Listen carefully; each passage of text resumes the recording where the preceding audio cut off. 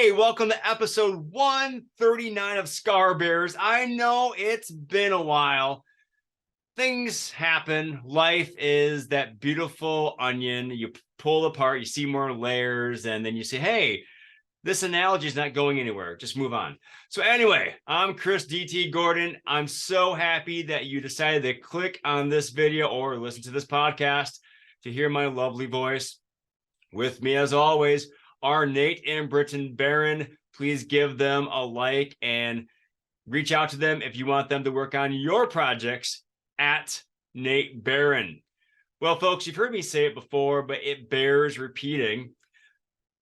We're in a new year, but that doesn't mean the old problems are gone. So if you or the people you serve could be helped or benefit from greater gratitude, positivity, and resilience, please reach out to me at chrisdtgordon.com. You can email me at chris@chrisdtgordon.com. You can look me up at Instagram at chrisdtgordon.com. I'm a simple guy. I try to keep it simple. So before we begin, please like, share, subscribe, all that YouTube things we say to get people to listen to what we have to say. So please do that. I greatly appreciate it.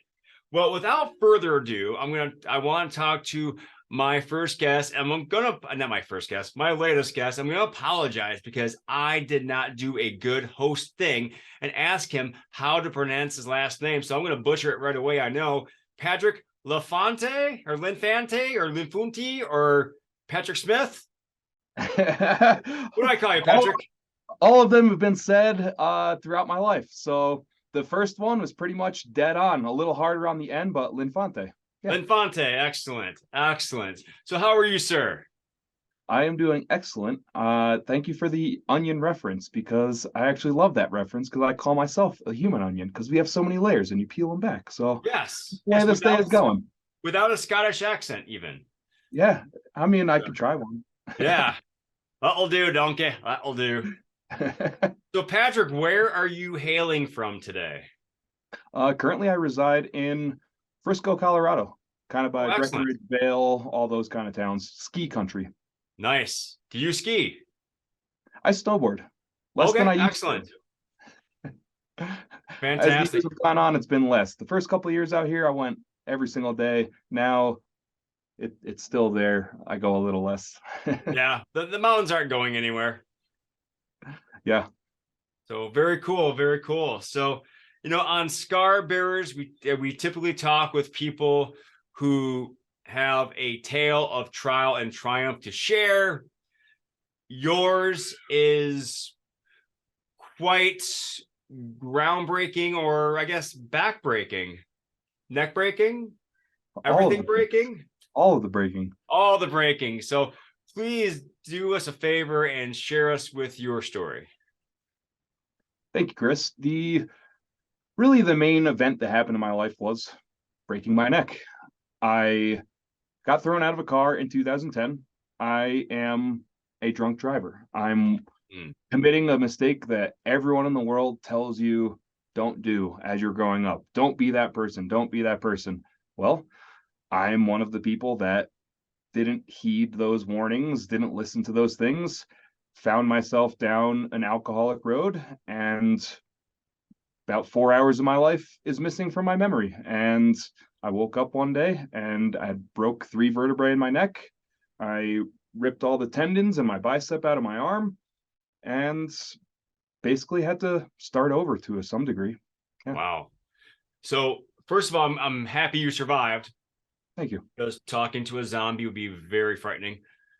But moreover, I'm wondering, and I'm sure, many people have wondered this, what brought you to that point in your life? That's something I've spent a lot of time on. It's a majority of the time that I spent in recovery post-accident, and it's been 12 years now, which has been one of the number one thoughts I've had. Why did I get to this point? How did I get to this point? Early on, it was a lot of blame. I blamed my dad. He left my family. He left my mother, divorce, kind of ruined, it shattered what I thought my life was.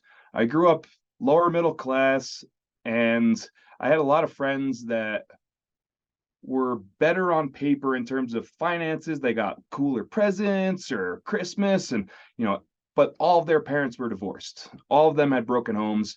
And the one thing I held on to for myself was, well, I have a family. Who cares if we don't buy something or don't have something that my friend has? At the end of the day, I have two parents and none of my friends do. And around 22 was when that belief got shattered. Oh. Yeah, my dad had an affair. He left. He stopped paying the mortgage on our house. The house I grew up in got foreclosed on. Sheriff came knocking on the door and basically told we had to move out of the house I grew up in. Mm. So this kind of whole spiraled out of, I don't know if there's one singular point. My parents both had alcoholic backgrounds. Their parents were alcoholics. By the time I was born and throughout most of my childhood, I will say my parents really didn't touch alcohol. They were good about being away from it, but they still had some alcoholic personality traits of children of alcoholics. And I picked up that. I became a drinker myself. I went through college drinking a lot, and it didn't stop after college. I've been a musician my whole life. I've been around that nightlife party host scene. And I remember that night I went out for a birthday party and we went to shoot pool and I drank, who knows, probably a couple of pitchers and drove home, and that was pretty much the end. Mm. Uh, I'm sorry. No, go ahead. I'm Go sorry. ahead. I'm sorry. Can we pause for one second? My landlord is knocking on my door, and I did not expect that to happen. I apologize. Yeah, sure, sure.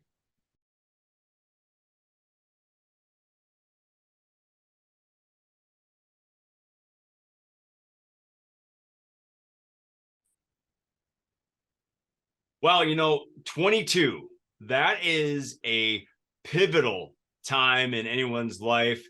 You were probably coming out of college or, still in, but almost finishing that. And then your whole world gets shattered because everything you grew up with now is gone, more or less, right? Yeah, it was exactly that time period. I graduated in 2008. The world was falling apart. Housing, jobs, everything. Graduated from college, and it was like, oh, good luck. The world's falling apart, and you don't know what the future looks like. I was interning at a music studio. I went to school for music business and for audio recording, and I was kind of being the starving artist, so to speak. It's kind of been my whole life. Has always been, you know, being a musician, being a speaker, being these non-traditional kind of paths through life. So I was playing in my band, working at a studio, hoping that an internship would turn into a job, hoping that my band would be signed, hoping that I'd be touring. So I was kind of pursuing all these things while feeling like the external world was almost falling apart in a sense. Mm. So, fast forward a little bit to after the accident. Did you wake up where you landed out of the car, or were you out until you woke up in the hospital? What was the situation there? Yeah, I don't remember anything. I remember about a half an hour before, judging from the mileage and where the accident happened, roughly about a half an hour beforehand until waking up being rolled into surgery. So in the meantime, basically I got thrown out of my car. I hit this giant rock that divides the highway, got Oh. thrown out of my car. It flipped 4 or 5 times. And the next guy driving down the road at 3 o'clock in the morning ran over my wheel before he hit me. And I was just laying face down in the middle of a 4-lane highway. And Hmm. he just kind of came upon me and called, the authorities, and they started to send an ambulance. They decided it was too serious, so they medevaced me. And I don't remember anything. I got a helicopter ride, and I didn't even get to remember it. Oh, tough. So I woke up in the hospital as they were wheeling me down into surgery, and they're just like, "Hey, you had a car accident. You were taking you into surgery." And the funniest memory I have of waking up was them being like, "We're gonna take you into surgery. Is there anything you need or anything we can do for you?" And I was like, "Oh yeah, that's fine. I just got to go to the bathroom real quick. I'll be right back." And they're like, "No, that's not how this works. You're on a stretcher and you're going in like," and they just kind of laughed and put me out. You're funny, Clink. Yeah. Wow. That is funny, what the things we say in the most unusual circumstances. So yeah. I have to say that when I went into my own first of many surgeries, I had an idea of what was going on. So I can imagine waking up. I gotta go to the bathroom. Oh no, you're gonna die soon if you do. So just stay there. You take care of you. We'll take care of you, and just go to sleep. Yeah, basically. Yeah. So you go in for surgery. This is the first of how many surgeries, Patrick? So this is the really surprising kind of thing. A lot of people's perception is that this was groundbreaking and wildly entangled in months and months. It was the complete opposite. I had only had surgery on my arm. I didn't have surgery on my neck. Oh wow. I had staples put on my head to close it. Mm. Outside of that, I just had one surgery on my arm, and literally that was it. Mm. No halo, no. I had a brace from my waist to my neck, Okay. and I could walk. And about between 48 hours to 72 hours, I was walking through the hallway and going upstairs, and they made sure I could walk. And insurance said, "Okay, well, there's nothing else that the hospital can do for you." And they literally sent me home with my mom on the third day after this. Wow. That must Like, have been a yeah. miraculous break or just set of circumstances where you didn't end up paralyzed or worse, and you're even able to leave within a week.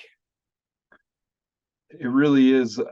The doctors, the police, basically all of them told me they've never seen this, and they don't know how I'm not paralyzed. They don't know. They don't really have an explanation. I had three pressure fractures in my neck, and I used to joke that I headbanged too much as a musician as a younger kid, and the muscles in my neck just got really strong, and they just held all the bones together. And that's pretty much the only explanation I can come up with. You know, I've heard worse. So go with it. Yeah.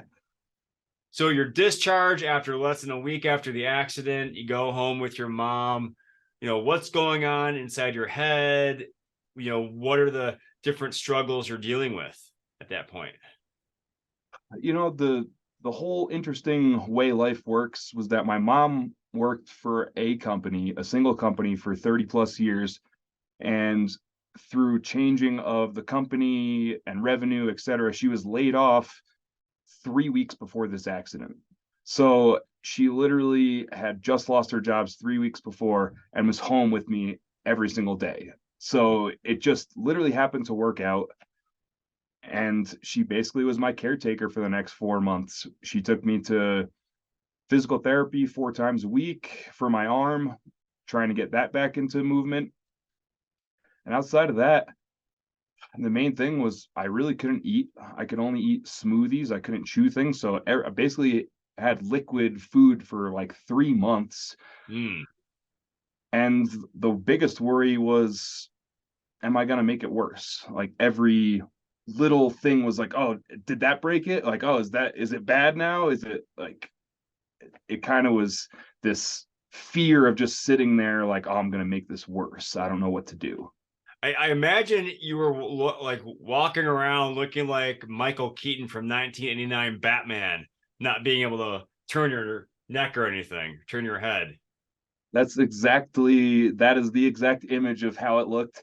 Wow. And the thing is, it's easier to get into that habit and harder to get out of that habit. You would get used to it really quickly, and then when I got the brace off, I still would be like, nope, can't turn my head. I don't want to mess it up.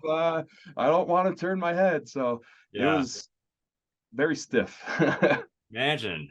Yeah, geez. So you said you're in were you in the halo for 3 months, or just you couldn't eat solid food for 3 months? No, I had no halo. It I was mean, that you had some kind of contraption, like a neck yeah, brace. it was a brace from my waist to my neck, Oh, okay. essentially Okay. like a torso uh brace, essentially. Okay. Uh, and my one arm was practically rendered useless with all the tendon and bicep damage. So I basically had one arm and two legs and sat on. I moved from bed for 10 hours to sitting on a couch for 12 hours, back to Oh bed for man. 10 hours, back to a couch for 12 hours for like 3 months straight. Mm. So after that 3 months, what, is that when you decided, hey, I need a radical change and I know the most radical thing I can do? Or was that change more gradual? I think it's unfolded in front of my eyes. It's Okay. something that I very much have been a person that goes from one stone, relooks at where I am, goes to the next stone, now looks where I am, goes to the next stone. Yes, I've had, far out dreams growing up. I wanted to be a rock star. I wanted to be rich and famous. I wanted to be an NFL player. I wanted to be all those kind of boisterous, awesome things. But after the accident, I didn't know what the future was, and I just wanted to be normal. I wanted to be able to live a life, be able to not be in pain every day, be able to interact with people. And that's really kind of just was the next step, was just trying to get back to going to work, for example, or driving a car again, or, Mm, it just was trying to get from where I was to just, okay, let's just get a little stronger and let's just get a little stronger. yeah. So what was it that prompted you initially to say, hey, there's this really hard thing that is going to just tax my body like nothing else? I want to do it. So it kind of gradually, and so we're talking about the Ironman this year, right? Of something Yes. so crazy and so challenging that it's 12 years after. Did it take 12 years to get to that point? Did it not? It really was it the idea flipped, and it flipped from I couldn't raise my arm, the weight of my arm. I couldn't just raise that. And then it began raising like a gallon of milk was like the biggest singular win in that first 4 months. Was like, wow, I can lift something. Yeah. And that started to change, and it started to instead be like, I want to get normal, or I want, like, it started to turn into, how strong can I actually get? Like, how far can I actually push this? What actually is my limit now? Was kind of Yeah. what it started to turn into. And that kind of unfolded into just exploration of, can I do this and try it? And I could do it. And then, uh, I never rode a bike as an adult. Basically, so my lawyer got the court date adjourned because they did charge me with drunk driving, and I asked him not to because I'm sitting on a couch. I can't drive anyway. Why just take my license now? Well, he ended up doing that. I never heard anything. Got back to work, moved 100 miles, started a new life. 2 years later, I get a notice saying, come to court. It's finally time. So it wasn't until about 2.5 years after the accident that I actually lost my license. And losing my license, then I didn't know what to do or how to go about my daily life. And I went to Dick's Sporting Goods and bought a $300 hybrid Cannondale bike and rode 10 miles each way for 3 months to go work at Buffalo Wild Wings Mm, and pay off, every dollar I made basically paid off fines. yeah. And then 2, 3 years later, I moved out to Colorado and I got an actual road bike. I started doing that a lot. And then I was like, well, people kind of retire. Like, the world of cycling is a very young sport. People are retiring 30, 35, stuff like that. So there's not really path necessarily, not that there isn't, but there's not really a path to be like, oh, I'm going to go be a pro cyclist at 34. Like you're already on the way out of the career.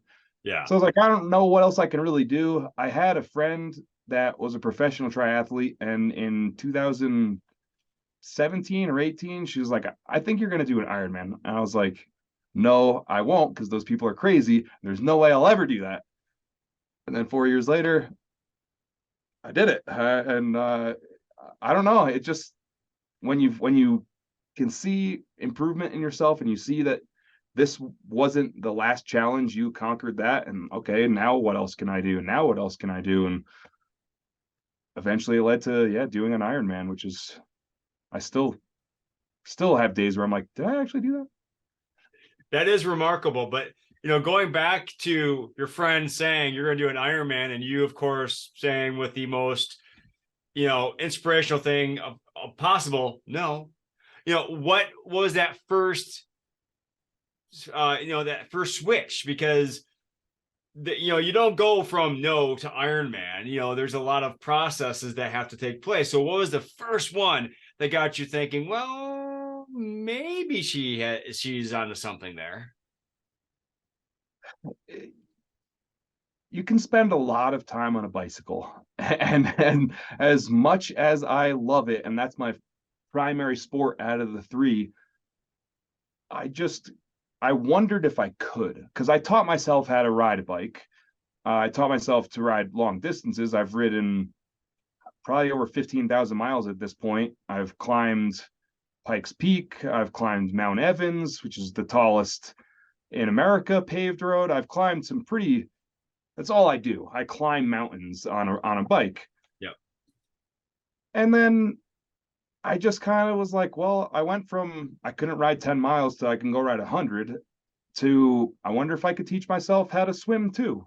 Uh, and I couldn't swim a single length of the pool when I got in the pool, to then having an Ironman, which is I want to say about 160 lengths. Yeah. So I think it just was, I was curious if I could. Honestly, it was like, I wonder if I could learn how to swim. I learned how to bike. Let's try it. What now? Where is good open water swimming in Colorado? Few and far between. I have done 90% in a pool in a rec center. Wow. Yes. That's interesting, because many of the triathletes I know, they purposely find open water to swim so they get acclimated to what it's like to be around those big waves, and especially when you're surrounded by hundreds of people going the same way you are. Yes, they say don't make this your first open water swim. And last year I did a half Ironman in Boulder, and I did that. That was the first time I got into open water, and they are right. Do not do that. That was I pretty sure I was holding on to a flotation device and looked down at my watch, and it was like 4 minutes into the swim, and I was like, "What did I get myself into?" Oh no. But Colorado is a challenge. I live at 9,000 plus feet. I live at like 9,100 feet. Even in the middle of July, there's maybe two lakes that are above 60 degrees to swim in. So without moving 80 to 100 miles away, there's not any reservoir that's super close to me. So I would do a lot of the, just distance and technique training in the pool, and then try once a month to do an open water swim in the summer times. All right. With a really warm wetsuit, I'm imagining. Yes, wetsuits are very key out here. Yeah, I'm sure. And then it comes my love, running. Have you ever run before? Probably for sports, I imagine. Not as like running being the goal. Oh yeah. Yeah, usually running is the punishment for most sports. So, how did you acclimate to running, the marathon distance? So I did not have a great marathon. It was very difficult. Running is definitely my weakest sport. I was very happy through the first two legs, and then started the marathon. And that was the first marathon I've ever run in my life. And it's the only marathon I've run in my life thus far. Wow. That's, I would say that's impressive because most people have at least run one marathon before they attempt an Ironman.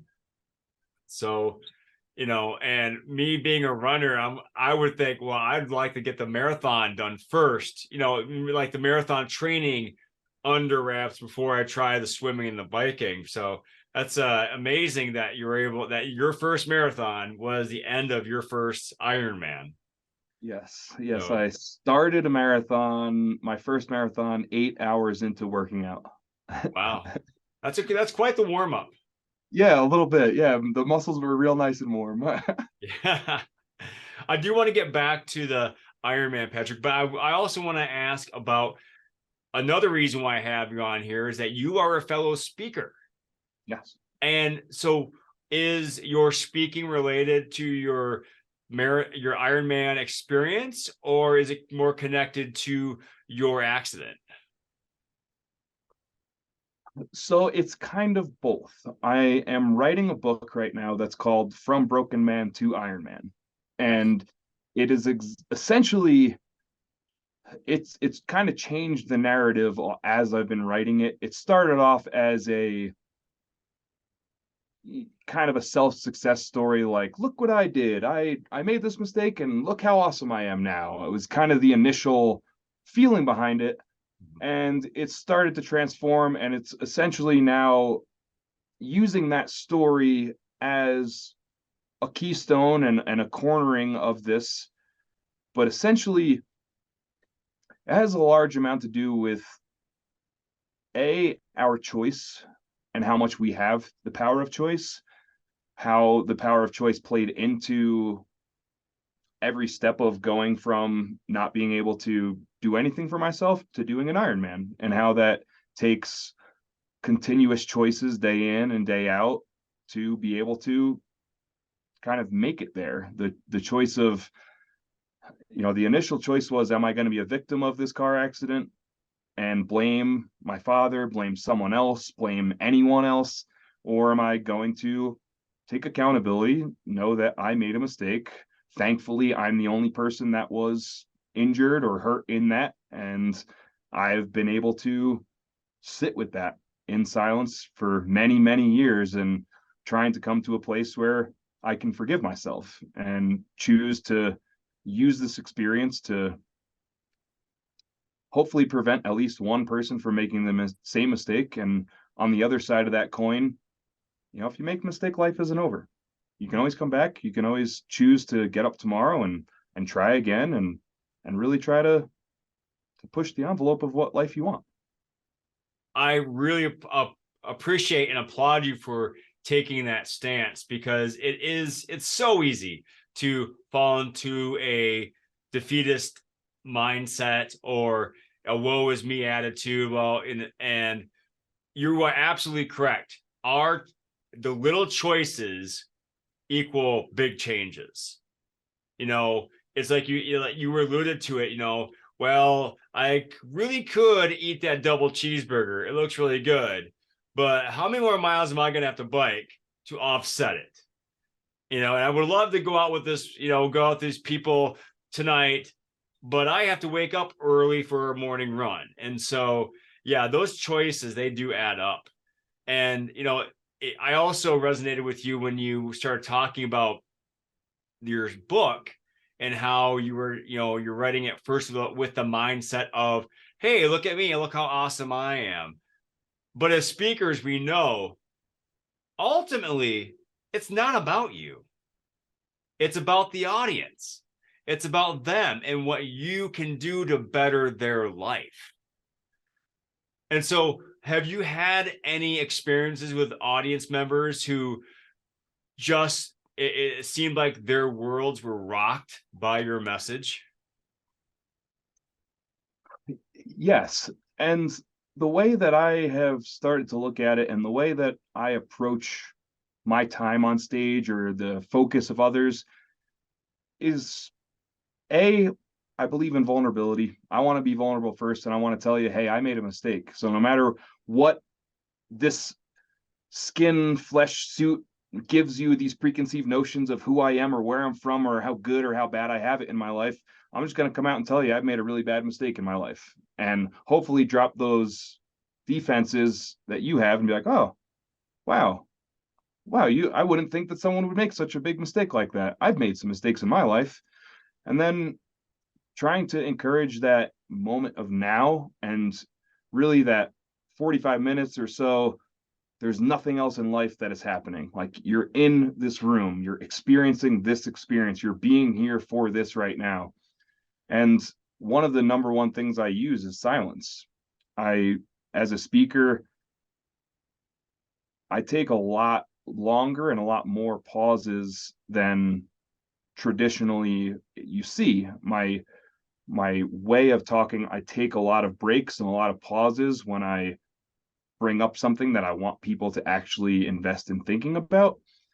And that's probably the number one thing I've gotten as feedback when people come up to me after the stage being like, wow, I didn't understand how strong silence can be.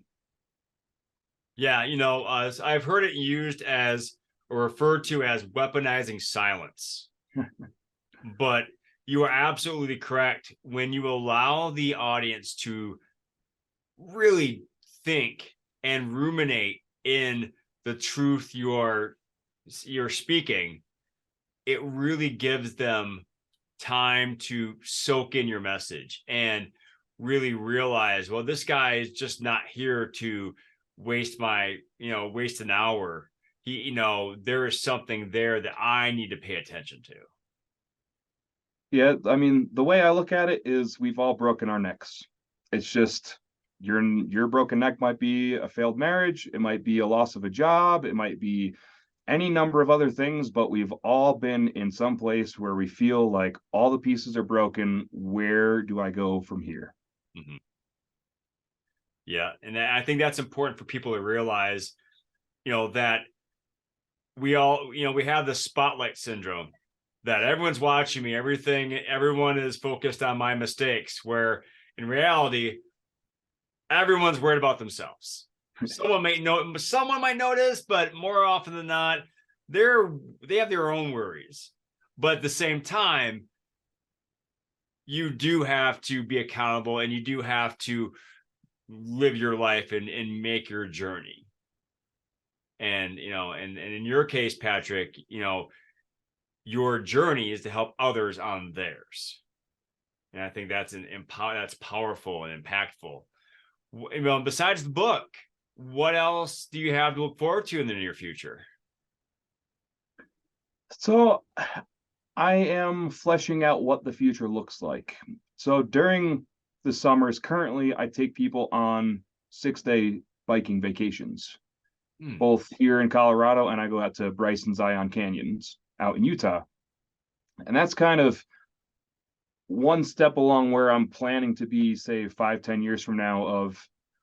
I essentially want to lead experiences. I really want to spend actual time with people. I want to encourage people to try something new, to come out of their zone, to be around other people, and really take a moment to say, I'm going to go be open to this experience and just try, whether that's bike rides or hikes or kind of coming together for this like week almost retreat essentially. Yeah, I was just thinking, it sounds like you're setting up, fitness retreats or exercise retreats, and that sounds like a fantastic business venture. I want to sign up. It sounds like something that would really motivate people not only to get active but also to attain a higher sense of self. Yeah, I really feel like one of my greatest strengths is actually spending time with people, asking questions, drawing things out of people that they didn't even know were inside them, and trying to have that happen outside of your normal environment. because your environment plays such a massive subconscious role in how you act, who your personality is, how you interact with people, and trying to remove that and bring you into this completely new surrounding that you don't have any habits tied to, don't have any emotions pre-tied to, and you can just take this time to be this time. Mm-hmm. Yeah, that's powerful, because I was just thinking, I was ruminating on the person I was when I was younger. I grew up in Michigan, and I'm state law. I have to show you where I grew up in Michigan. It's, when you live on the mitten, you have to do it. I live just north of Flint, and I think about the person I was, and now I think about the person I am, and I wonder, would I have become the person I was if I still lived in Michigan, in that small town I grew up in? And so that really resonates with me, being able to remove yourself from those anchors and let yourself set sail. It's like they say, the ship is safe in the harbor, but that's not what ships are built for. Yeah, it's exactly that. There's so many things that come to mind when you bring up that kind of ideology, because another metaphor or another way I've looked at it is, I feel like a lot of people want the roadmap. Like they want that, how do I get here? That's why so many people have gotten rich off these kind of get rich quick schemes, because they tell you these three things will make you successful and happy. And it's kind of all, a load of BS. And everyone's life looks differently, and you have to figure out what works for you. Sure, some of these things may work for you and some may not. But the way I've looked at it, this metaphor I've come up with is more that everyone wants the roadmap, but no one wants to just punch the ticket. Nobody wants to just like get on the plane, get on the train, like go on the adventure. You don't have to have chapter 1, 2, 3, 4, 5, 6 all laid out with a script and you're exactly going to do this. Like, just try something. Go see what you like. You try things, taste things. I don't think there's a better way to find yourself. No, I agree. And I think that's why those ventures you're discussing would help so many people, because, like you said, you don't know what someone's capable of until you put them in that situation. And some people just need to get out of their comfort zones and do the thing. It So is. One of my good friends, Darla, that's her. She's also a speaker. Do the damn thing. It's used nice. over and over, and it just, we spend so much time, like, I've loved you using the word ruminating, because so many people just, you just think of it the same thing over and over, and the experience itself was 20 seconds, and you've relived that 20 seconds 7,000 times and relived the emotional experience with it. And it's just like, all right, at some point you got the wisdom out of it, you can move on from it now. Yeah, don't be Uncle Rico. Yeah. Yeah. The funny thing, I actually saw Uncle Rico's van on a Ragnar that I was participating in 2014. Someone actually rented that van from Napoleon Dynamite, and that was their van that they used for Ragnar. Really? Yeah, I think there was their van one, and they even had a football. And so I got a picture of me in front of Uncle Rico's van throwing it over the Rocky Mountains. So Wow. yeah, it's pretty cool. Very unexpected. So I wasn't expecting that, but they had the letter of authenticity in one of the windows, Really? so you knew it was real. So anyway, Patrick, this has been a fantastic conversation. Very enlightening on many levels. But I don't want to be the only one to benefit from it. Where can people reach out to you so they can connect with you in any way? So all my social media stuff is all branded as the Patrick Perspective. So like kind of how I see the world, both physically, mentally, psychologically, the Patrick Perspective. You can also find me anywhere with my actual name on Facebook, on LinkedIn, Patrick Linfante, or my website itself is patricklinfante.com. So please feel free, come connect, reach out to me, and I'd love to talk to anyone. Sounds good. So as we wrap up, Patrick, and I think I know the answer to this, but I don't want to assume.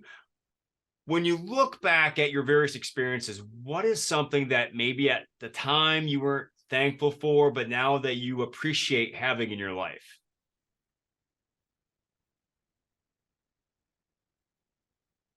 I think kind of determination and resilience. I always kind of resentful that, oh, why do I have to have this hard path, or why do I have to keep trying to face these obstacles and overcome this and that? But it's taught me more problem solving skills, more life skills than essentially anything else ever has. Just the hard times bring good times. Mm-hmm. Exactly. No, I really appreciate that answer. And, coming from you, I know it definitely rings true. So one last question I have to ask. What is your favorite dinosaur? It's T-Rex. He's the king. He's the king of the jungle. He's the king of everything. Sure, they're all cool, but I mean, the T-Rex, right? I mean, who's more badass than the T-Rex? If you get out of line, he's going to make sure you're in line. And also, I don't mean to be crude, but for a time, you and he had similar upper arms. So there you go. I like it. Well, Patrick, it's been an honor and a pleasure to talk with you, my friend. Thank you so much for joining me. And again, please go out and serve as well as you can. I really appreciate you having me on, Chris. It's been a lot of fun. My pleasure. Thank you. So, folks, if you want to reach out to Patrick, he's at thepatrickperspective.com, or you can find him on socials at Patrick Linfante. There, I said it right. If you want to reach out to me, you can find me at chrisdtgordon.com on Facebook, LinkedIn, YouTube, Instagram. If you want to email me, it's chris@chrisdtgordon.com. And there's the website, chrisdtgordon.com. As always, I am required by law to say like, subscribe, and share so we can get the views up so people can see Patrick's story and connect with him and learn his lessons and maybe do a triathlon themselves. Who knows? But at any rate, thank you so much for joining me today. Please have a fantastic day. And remember to pass on perfection and go for greatness.